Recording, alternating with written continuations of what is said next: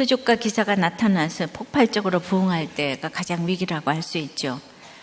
예수님은 그런 위기의 때 항상 무리를 피해 한적한 곳으로 가셔서 기도하셨어요. 근데 초대교회는 이미 시작이 됐으니까 한적한 곳으로 갈 수도 없잖아요. 이때 성령은 어떻게 도우시는가 봤더니 핍박으로 도우시는 것을 오늘 볼 수가 있어요. 늘 배가 부르면 배가 산으로 갈 수 있잖아요. 오늘 성령의 핍박에 대해서 알아보겠어요. 첫째로 교회 안 권력의 시기로 일어날 수 있습니다. 17절 8절에요. 대제사장과 그와 함께 있는 사람 즉 사두개인의 당파가 다 마음에 시기가 가득하여 일어나서 사도들을 잡아다가 옥에 가두었더니 지난주 16절에 병든 사람과 더러운 귀신에게 괴로움 받는 사람을 데리고 와서 다 나음을 얻은 바로 그때 모든 사람이 예수를 믿는 것이 아니고 도리어 시기 질투가 일어나서 핍박이 일어났어요.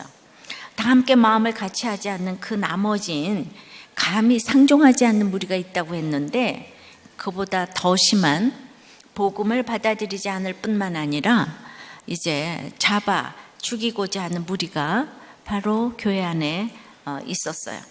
성령으로 가득 찬 공동체의 지도자들이 생명을 살리는 일에 전념했다면 이 시기심으로 가득 찬 종교 지도자들은 이 생명을 살리는 자들을 죽이는 일에 전념했습니다.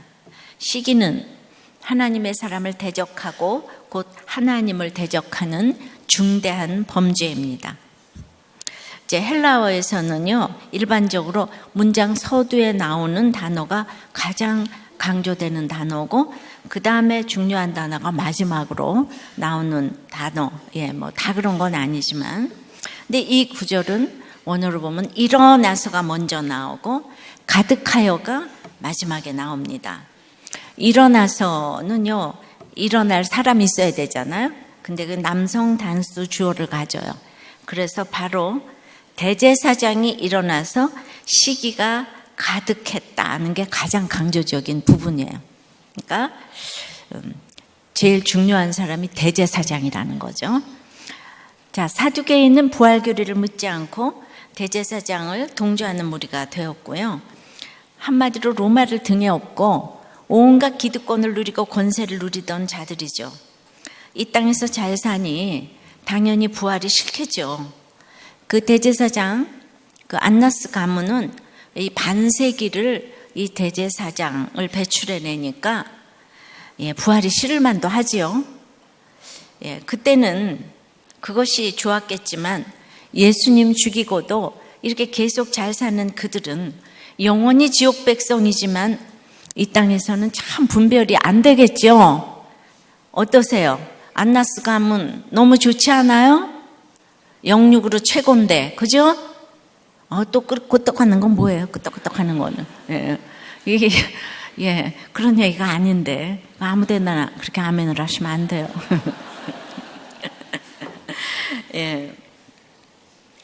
정말 우리는 이 땅에서 이 분별하기가 진짜 어려운 것 같아요. 제가 그 대학 때 잠깐 소개받았던 사람이 있어요. 근데 이제 정식으로 제가 뭐 집안 다 알고 이렇게 선은 처음으로 봐서 결혼을 했지만은 잘 모르고 이제 소개해줘서 뭐 잠깐 만났는데 왜 만났냐 하면 학벌이 굉장했어요. 제가 굉장하다면 굉장한 거예요. 그래가지고 진짜 한 두세 번쯤 만났습니다. 정말 괜찮은 사람이에요. 여러 가지로 우리 남편보다 훨씬 나아요. 그런데 괜찮은 사람을 만났는데 내가 사느라고 인생이 바빴다고 그랬잖아. 그래서 저에게 매우 많은 그 호감을 표시했지만은 제가 이제 매몰차게 거절을 하고 안 만났지요. 뭐 여러 차례 그러고도 이제 연락이 이제 오고 그랬는데요.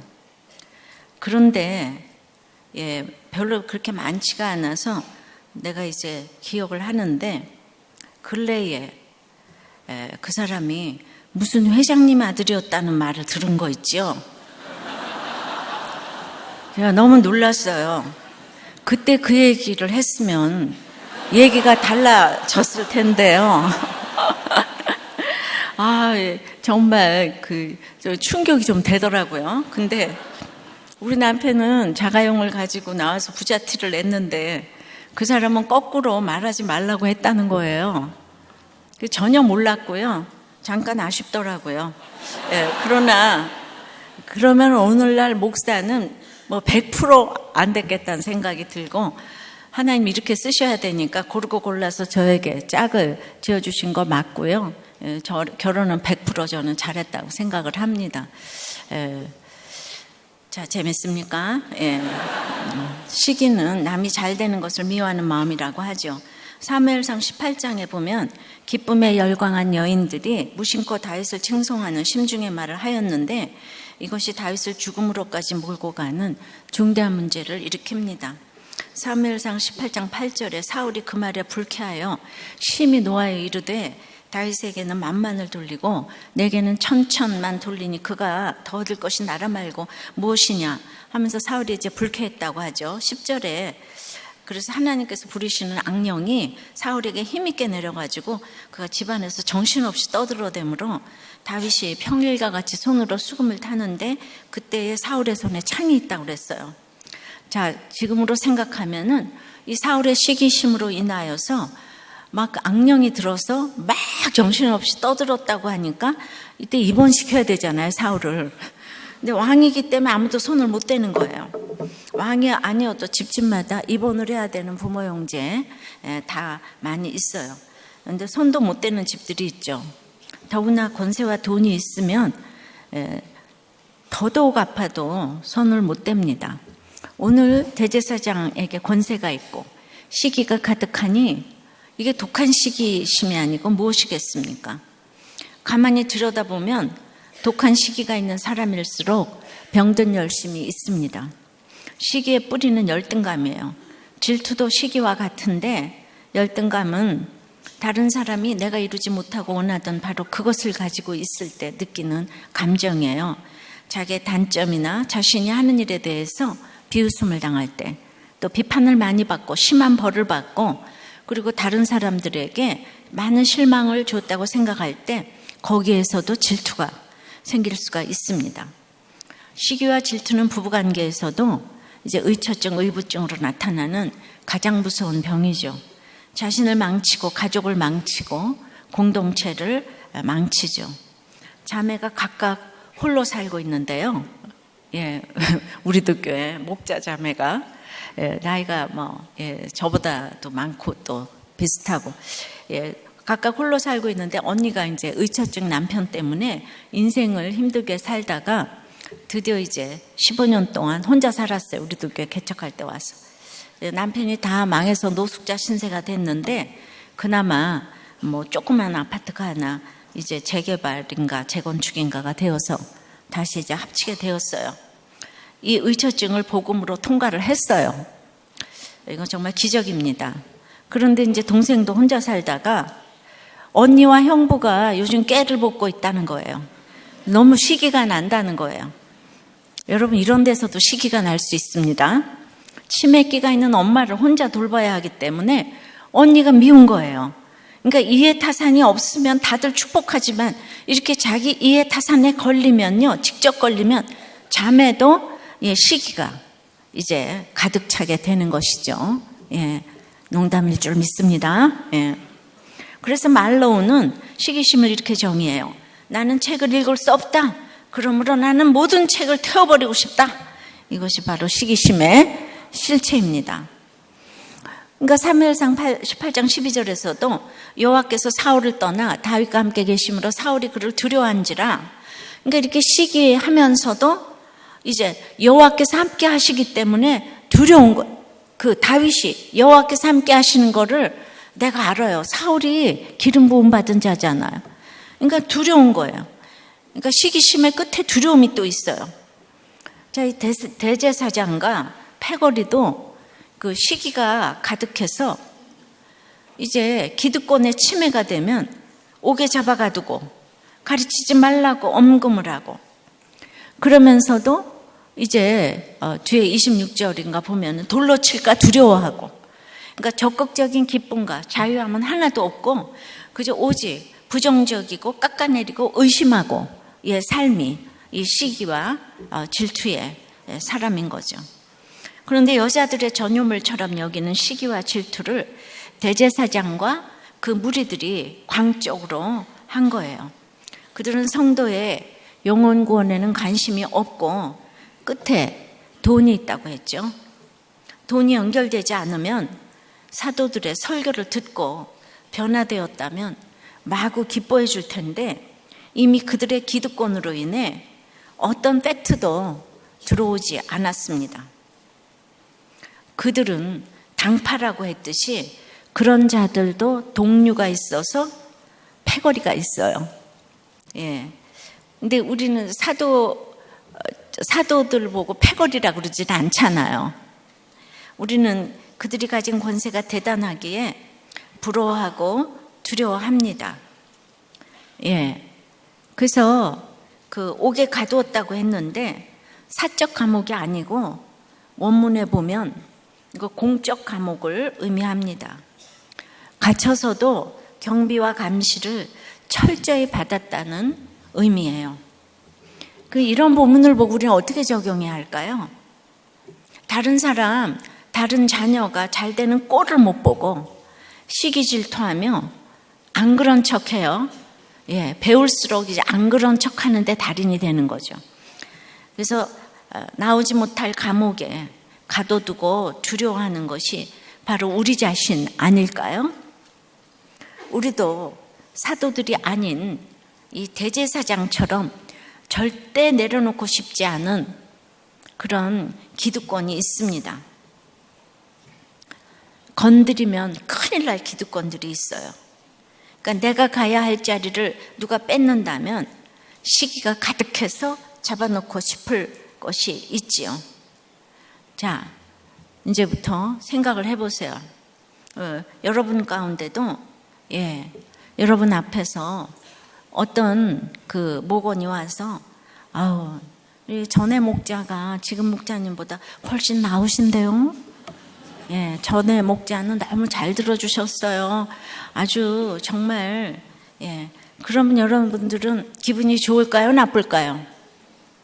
앞에서 얘기해도 기분이 나쁘고 뒤에서 얘기해도 기분이 나빠요. 그죠? 뒷담화해도 기분이 나쁘고 그러면 여러분들은 사도들이에요? 대제사장이에요? 바로 나는 사도가 아니고 대제사장과 그 패거리인 거죠. 여러분, 대제사장과 그 패거리에 속하는 거죠. 또 김초원이 박초원보다 아주 설교를 잘하더라고. 그러면 이 박초원은 들을 때 어떻겠어요? 부목사들 앞에서 어떤 성도가 저는요 아무개 목사님 설교가 제일 좋아요. 어떻겠어요? 그러니까 저 또한 예외가 아니겠지요. 이렇게 내려놓지 못하는 그런 것들이 우리 가운데 있는데 제가 참 곰곰이 생각해 봤어요. 나는 왜 그 사람을 놓쳤을까? 그런데 제 속에도 이 기득권 내려놓지 못하는 게 있는데 아이러니컬하게 저는 정말 그 사람이 너무 가난하다고 생각을 했거든요. 그러니까 얼마나 제가 그러니까 외모 그러니까 정말 이게 분별이 하나도 안 되는 거죠. 그런데 정말 저의 이런 이 기득권은 뭐 그런 것이 아니고 근데 고생을 하니까 그때 그럴 법도 했어요. 제 책이 구속사를 위해서 베스트셀러가 되면 좋겠는데 또 늘 그렇지를 못하잖아요. 그래가지고 이제 언제 순위가 올라가나.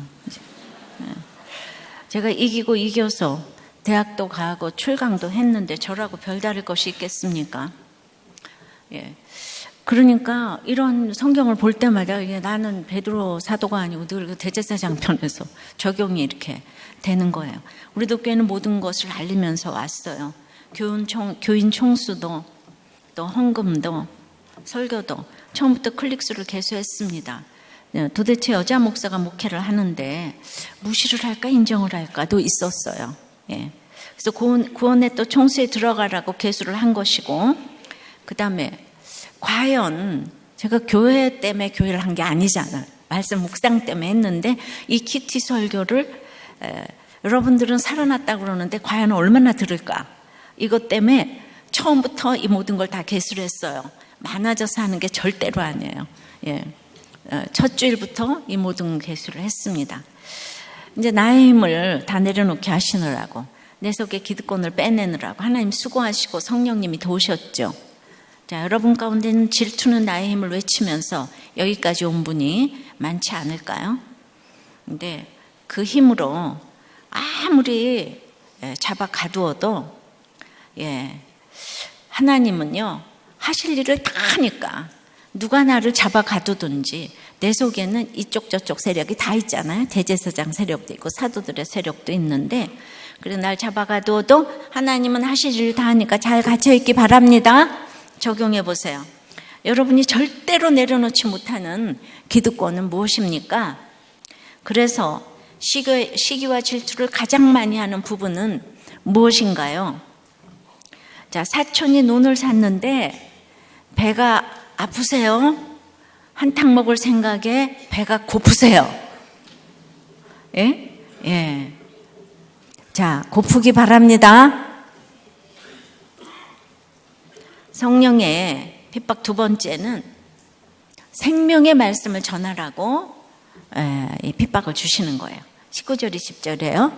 주의 사자가 밤에 옥문을 열고 끌어내어 이르되 가서 성전에 서서 이 생명의 말씀을 다 백성에게 말하라. 예, 이렇게 명령을 하셨어요. 잘 갇혀 있으니까 주의 사자가 옥문을 열고 끌어내었어요. 지난번에 갇혀 있을 때는 그냥 풀어주셨잖아요. 그런데 이번에는 옥에서 끌어내므로 예수님의 다른 능력을 보여주셨습니다.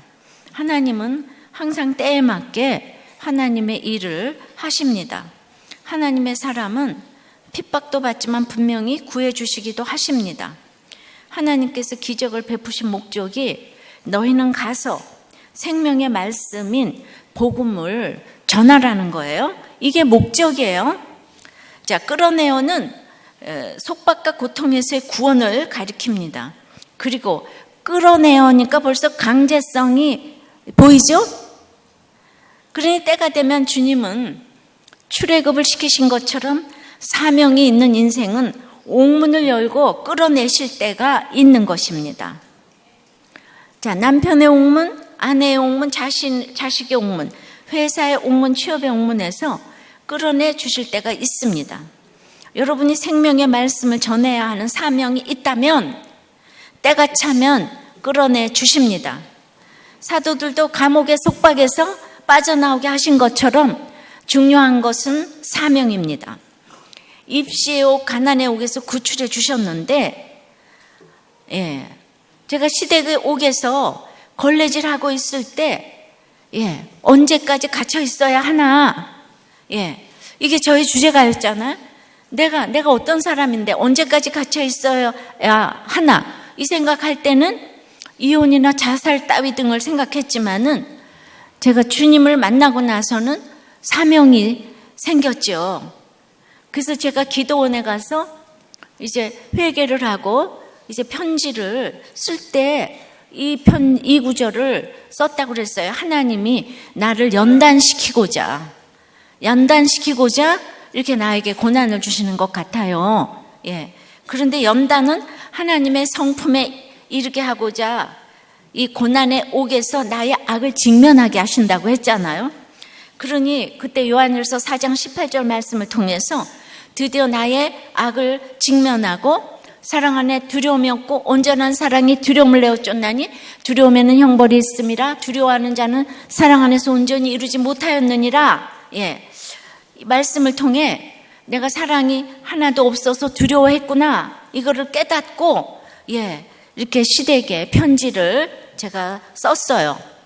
편지를 쓰면서 나는 분가하게 해달라고 기도도 안 했고 편지에도 제가 너무 힘들어서 저를 내보내주세요. 이딴 얘기도 하나도 안 썼어요. 제가 저를 용서하시라고. 저는 사랑받는 아내와 며느리와 엄마가 되겠다고 이 생명의 말씀으로 편지를 썼지요. 그렇게 여러분은 정말 쉽지 않은 지혜고 타이밍이에요. 제가 그렇게 편지를 딱 쓰고 회개를 하니까 생각 못한 그때 시댁의 옥문이 열렸지요. 그래서 그 한겨울에 분가를 했어요. 있을 수 없는 일이에요. 근데 하나님이 제가 편하라고 분가를 시켰나요? 물론 저는 그 다음에는 남편의 옥문이 더 기가 막힌 옥문이 기다리고 있었어요. 그러니까 내가 편하기 위해서가 아니에요. 생명의 말씀을 전하기 위해서는 제가 성경이라도 편하게 봐야 되잖아요. 시댁에 있으면 그걸 못 보니까. 그래서 성경 정말 열심히 봤고요. 그리고 전도를 정말 열심히 했어요. 제가 우리 아들 유치원을 가면서 유치원 학부모 모임에 가서도 열심히 전도를 했더니 그때 전도받은 엄마가 개인적으로 200명이나 전도를 한 제자도 생겼어요. 요즘엔 어디로 갔나 잘 모르겠는데, 그러니까 만나기만 집에서는 성경 보고 전도하고, 저는 확실히 그때로부터는 정말 한 걸음 더 뒤로 안 빠지고 이렇게 저의 거룩은 양이 안 찼지만은 이 전도와 이건 계속 했던 것 같아요. 21절부터예요. 이제 이 명령을 듣고 그들이 듣고 새벽에 성전에 들어가서 가르치더니 대제사장과 그와 함께 있는 사람들이 와서 공회와 이스라엘 족속의 원로들을 다 모으고 사람을 옥에 보내어 사도들을 잡아오라 하니 부하들이 가서 옥에서 사도들을 보지 못하고 돌아와 이르되 우리가 보니 옥은 든든하게 잠기고 지키는 사람들이 문에 서 있으되 문을 열고 본즉 그 안에는 한 사람도 없더이다 하니 이 사도들을 처리하는 이 사안이 너무나 중대해서 이 유대 대제사장과 그 일당은 이스라엘에 존경받는 원로들까지 다 모집을 했어요. 부하들은 이들 공회의 추상 같은 명령을 받아가지고 사도들이 같이 있는 옥으로 달려갔는데 없는 거예요, 사도들이. 그래서 다시 영문도 모른 채 돌아와서 이걸 설명하지만은 부하들이 생각할 때 옥문이 단단히 잠겨 있었고 간수들이 계속해서 그 문을 지켰음에도 실제로 감옥의 내부에 사도들이 없자 얼마나 당황했겠습니까? 그래서 주의 사자를 통해서 이제 감옥을 빠져나온 거는 이 19절에도 언급한 것처럼 이 정상적인 과정이 아니라 초자연적인 과정을 통해서 이제 빠져나온 거죠. 그러면은 왜 주님의 사자가 지난번에 그냥 풀어주더니 지금은 이렇게 초자연적인 방법을 사용하셨을까? 그러면 또 우리는 이 땅에서는 이렇게 이제 구원을 통해서 이 모양 저 모양이 돼야 되는데 만약에 정상적으로 간수들을 제치고 나오게 되면 사도들이 탈옥한 죄수들이 되잖아요. 이해되시죠? 그러면 나중에 복음을 전하는데 걸림돌이 되잖아요.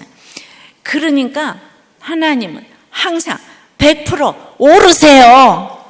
하나님 나를 위해서 이렇게도 저렇게도 하시는 거예요.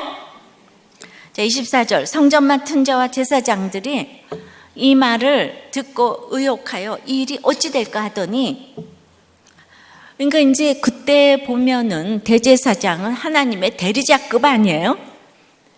그러니까 모든 사람들을 주께로 인도하는 하나님의 대리자인 그들이 이 일을 하나님이 하신 일이라고 생각을 못하니까 계속 지금 일이 꼬여가는 거예요.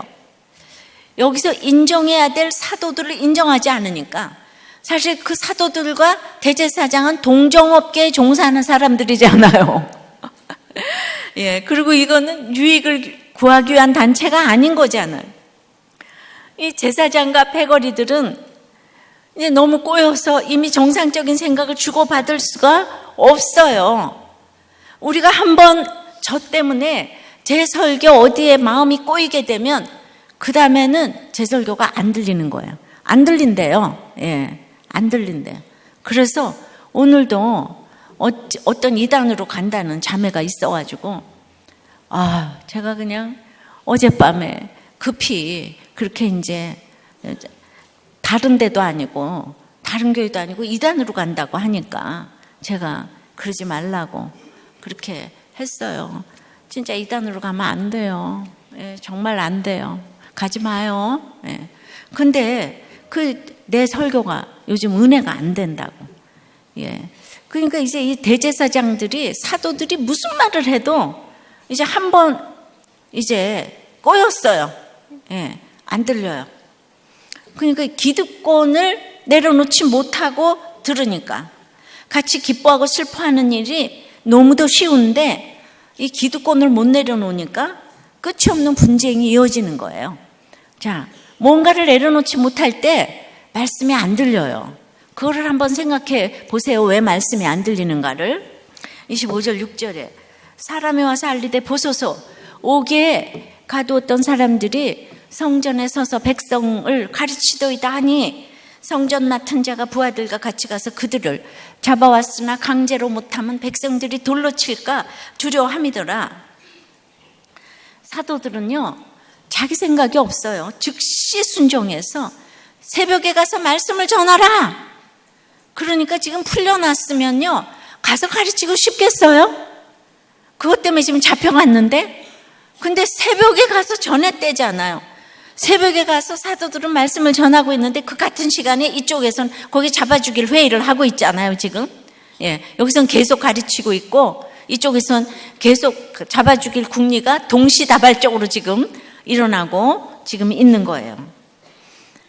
그러니까 사도들은요, 즉시 잡혀가요. 예. 그리고 그때마다 가르쳐요. 그때마다 순종하는 것이 무엇인지를 가르쳐 주시는 하나님이십니다. 정말 내일 일은 난 몰라요. 하루하루 살아요가 맞아요.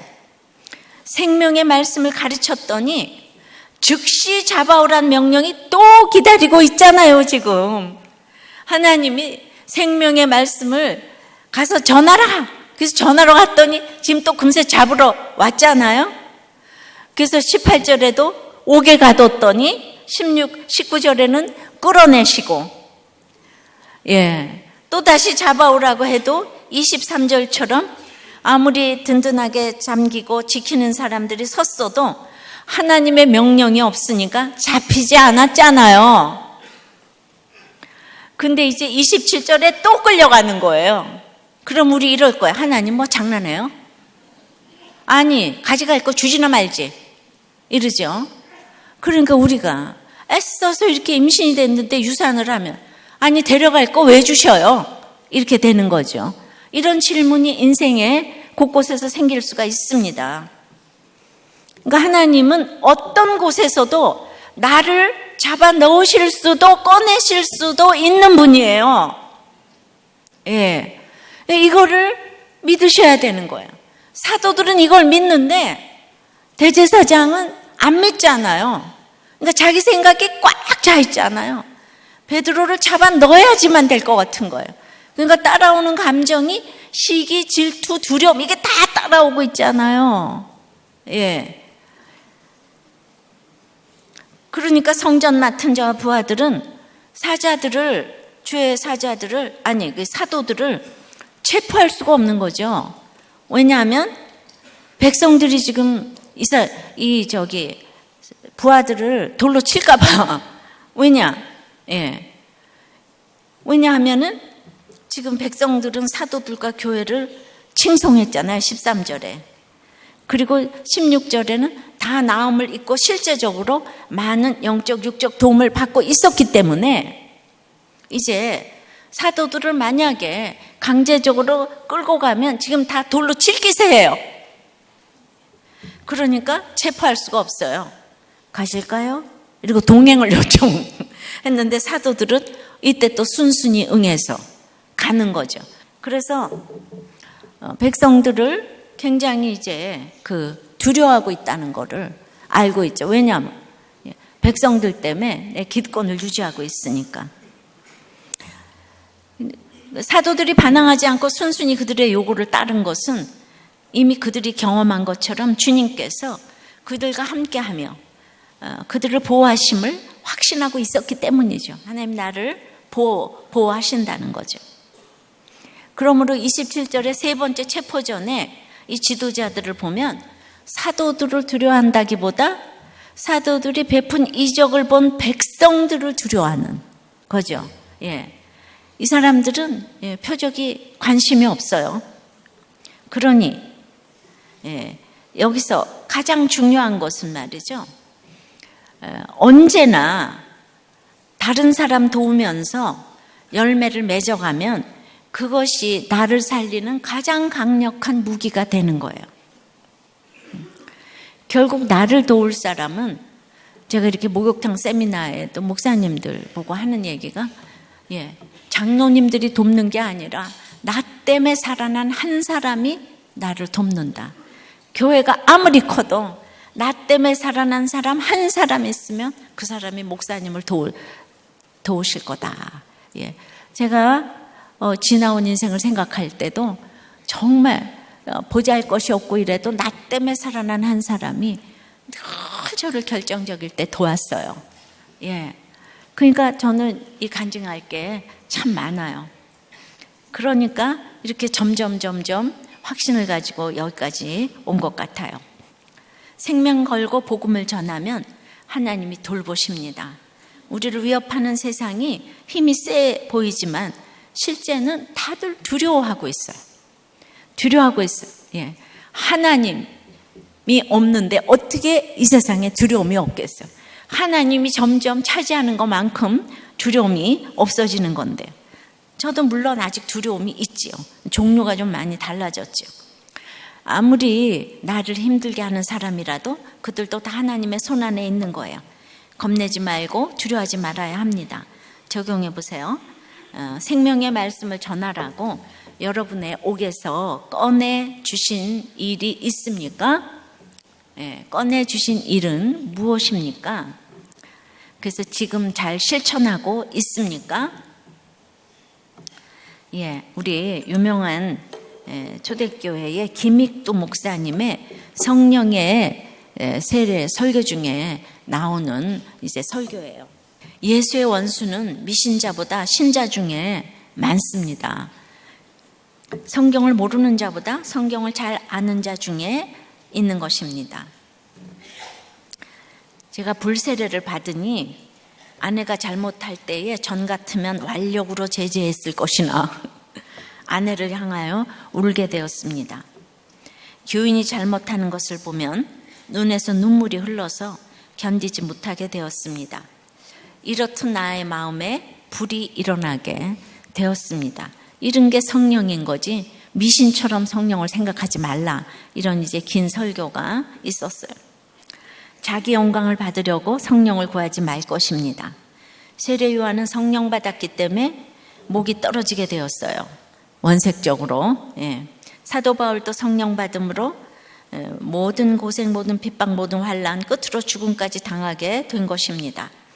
야고보도 성령 받음으로 목이 떨어지게 되었고, 베드로도 성령 받은 거로 시험을 당하고 죽음의 쓴잔을 마시게 된 것입니다. 그러므로 우리도 성령을 받으면 환난을 당하게 됩니다. 무서워하지 마세요. 오늘 본문이 그렇잖아요, 그죠? 고통이 옵니다. 죽음이 옵니다. 그렇지만 성령 받은 사람은 이 고난과 박해를 두려워하지 않고 복음을 전하기에 기쁨으로 나아가게 되는 것입니다. 할렐루야. 그러니 결론은 성령 받고 사명을 잘 감당합시다. 할렐루야. 성령의 핍박은 세 번째는 하나님께 순종해야 하기에 당하는 것입니다. 27절 8절이에요.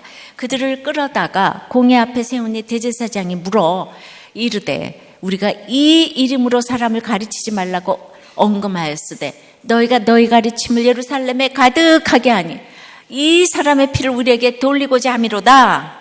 이 이름, 이 사람이 누구죠? 예수님이죠, 그죠? 그러니까 이제 생각해 보세요. 분명히 지금 감옥에서 사라졌잖아요. 그럼 사도들을 만나자마자 어떻게 거기서 나왔냐 물어야 되지 않아요? 근데 그 기적을 하나도 안 묻고 왜 법정에서 하지 말라는 거 했냐, 왜 권세에 불복했냐만 묻습니다. 이들은요, 사람이 살아난 거 이런 관심 없어요. 안진뱅이가 일어난 거 관심 없어요. 어찌하든 사도들을 죽이는 게 인생의 목적입니다. 그러면서 우리들은 너희에게 이 이름으로 가르치지 말라는 명령을 명령하지 않았는가?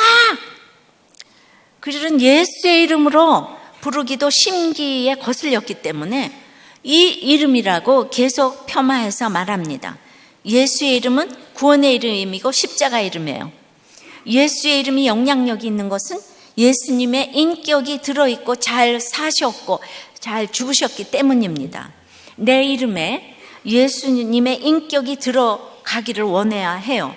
그 예수의 이름을 가르치니까 복음이 예루살렘에 가득하게 되고 이 사람 예수의 십자가 희생의 피로 우리가 나음을 입었도다 해야 되지 않겠어요, 사실? 그런데 그들은 실제로 예수님을 대적해서 죽였잖아요. 예수 이름을 가르쳐서 우리에게 죄값을 묻고자 하는 것이라고 그들 스스로 실체를 드러냈어요. 그러니까 무슨 말인가? 예수님을 죽여놓고 왜 나보고 죽였다고 하냐? 지금 이렇게 반론을 하잖아요. 근데 진짜 자기가 죽였잖아요, 그죠?